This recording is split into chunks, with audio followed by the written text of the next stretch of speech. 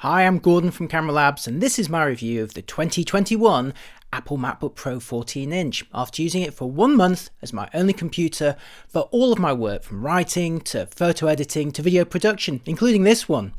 In this video, I'll talk you through my upgrade strategy, followed by the real-life handling and performance, especially when compared to my older model.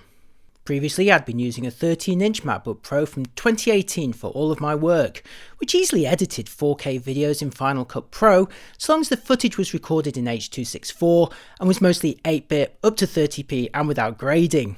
Over the past few years though, I've had to review cameras that record in more challenging formats, be it 8K, 4K 120, 10-bit, or pretty much anything recorded in the high-efficiency H.265 HEVC format. Importing any of that into my old MacBook would result in choppy scrubbing and slow renders at best, while in the case of some raw video formats, the absolute inability to open them at all. Now, whatever tech you're upgrading, I strongly believe the most successful approach is to look beyond the headline features of a new model and instead concentrate on those areas where your old gear just isn't performing as well as you need it to. By addressing the actual aspects you need to upgrade first, as opposed to being distracted by some nice, shiny, but potentially irrelevant new innovations, you'll end up with the right product. For me personally, the number one requirement was a processor that could natively burn through those new video formats, all the way up to 8K in RAW, as I increasingly need to evaluate them for my reviews. Now, I was happy sticking with the MacBook running Final Cut Pro and already knew that Apple's M1 chips were up to the job, so I was poised to simply buy the M1 version of my 13-inch model. But as those models arrived, so did rumours of upcoming higher-end 14 and 16-inch models. While I love the screen real estate of a 16-inch laptop, I personally find them too large and heavy for use on my actual lap, and I absolutely hate travelling with them. But the prospect of a 14-inch was certainly intriguing. The slightly larger screen would be useful for all the palettes in Photoshop and Final Cut, but hopefully without a significantly larger or heavier body, and the rumoured return of an SD card slot would certainly make my life much easier. Since my need to upgrade wasn't urgent though, I decided to wait. Fast forward to late 2021 and the rumours were proved true. The 14-inch MacBook Pro appeared to be everything I wanted from a new laptop, with processing muscle to spare, coupled with a slightly bigger screen and a reinstated SD memory card slot. After checking it out in person at an Apple store, my only question regarded the memory configuration. Now, on my previous model, I'd found that 16GB of RAM was actually sufficient, but assumed that 32 would be the way to go here. But in a series of excellent videos on the Max Tech channel, proved the SSD in these latest models was now sufficiently fast that swap files on a 16GB MacBook could essentially match the performance of a 32GB model, at least for my own particular types of applications and workflow. The only caveat being constant swap files, which will hammer an SSD with understandable concerns over its long-term life. But after checking out the specs of the drive, I'm pretty sure it won't be an issue for me, even after years of constant use.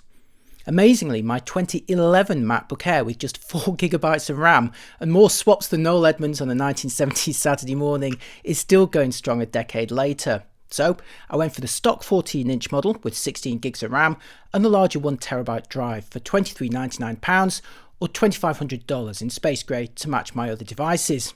Meet you back here in a few years to see if my choice of RAM was the right or wrong decision. Okay, now for my experience of using the 14-inch so far after 1 month solid, and for me there's definitely pros, a few cons, and also some surprises. I'll start with what I'm least happy about, and that's the increased size and weight, at least coming from a 13-inch model. Now, of course, a 14-inch laptop has to be at least a bit bigger than the 13-inch model, even with thinner screen bezels on its side, but it's the less rounded shape of the 14's chassis which makes it feel a lot chunkier than the dimensions alone imply. Plus, the extra 230 grams, or the best part of a pound in weight, makes it feel noticeably heavier, whether it's on your lap or in a bag. Now, I'm ultimately willing to accept the increased heft for the benefits, but it's definitely less portable. Now, one of those benefits is of course the bigger screen, and that 14.2-inch panel does look a lot larger than the 13.3-inch of my previous model, and its increased resolution means I can see more of my timeline and adjustment palettes in Final Cut, while also boosting the preview window size.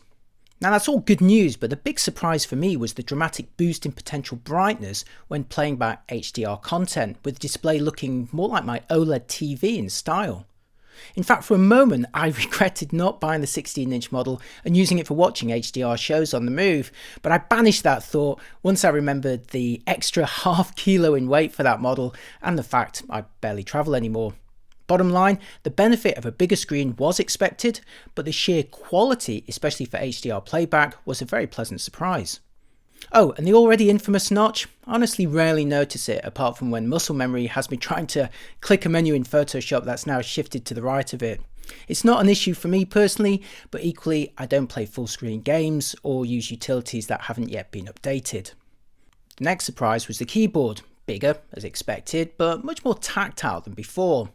Now, my earlier 2018 13-inch MacBook is one of those models that suffered from a dodgy keyboard design, with some keys becoming unresponsive over time. So I sincerely hope that Apple have addressed that here. Only time will tell, of course, but so far it's more comfortable, and I'm very happy to ditch the old touch bar for some proper function keys. I did like the look of the touch bar, but I never used it. Next up, connectivity. I have to say, when Apple removed the SD slot from its MacBooks, I was so annoyed I almost boycotted them entirely. Now, most of the cameras that I use still record onto SD media, and I hated having to use a dongle on my old laptop and remember to take it on trips with me. Well, in a massive "I told you so" from photographers everywhere, I'm relieved to see it reinstated and running as quickly as my external dongle too. But since it should never have been removed from a laptop that's aimed at creatives in the first place, I'm not going to give Apple any points for correcting what is really a mistake. It's also nice to see MagSafe power and HDMI come back again, but I'm less bothered about them really. I will, however, mention that while the three USB-C ports now support Thunderbolt 4 and USB 4, both up to 40 gigabits per second, you still won't get anything better than 10 gigabits per second from a portable SSD with a USB 3.2 Gen 2x2 interface, like the SanDisk Extreme Pro series. This is disappointing, so until 40GB USB 4 drives become common, your best bet for the fastest external drives is to use a Thunderbolt 3 model. Do check out my video about building one that ended up working out 3 times faster than the SanDisk drive on this MacBook in practice. Next, a quick note on the upgraded sound system. Now, I was previously quite impressed by the sound produced by my old 13-inch MacBook, and the new one is even better, with a fuller style and more extended bass. It sounds pretty good for music and movies, but I did notice it came across as a little more muffled and less clear to my ears for voice content like my own videos compared to editing on the 13-inch. Of course, this is down to personal preference. The new battery is also better than before out of the box, but in my experience, laptop batteries deteriorate so significantly over time that any initial benefits become moot. My old 13-inch MacBook claimed, and roughly delivered when I first got it, around 10 hours of media use when new, but now, only 3 years later, is lucky to last 2 hours on battery power, even with Wi-Fi turned off. So the 11 to 17 hours quoted by Apple for the 14-inch does sound impressive, but what'll be amazing is achieving anywhere near this in a year or two's time. And finally, to the real meat to this upgrade, the processor, going from an Intel Core i5 to an Apple M1 Pro with unified memory. The first thing I did was work on a new video edited in Final Cut Pro, updated of course to support the new hardware, and the performance was, well, remarkably similar to my old 13-inch model. Scrubbing through my usual 4K 25p clips filmed with my Sony a6400 before exporting to H.264 felt a lot like it did before, although to be fair, my old model was already perfectly good at this task. Where things really began to feel different though was when handling trickier files.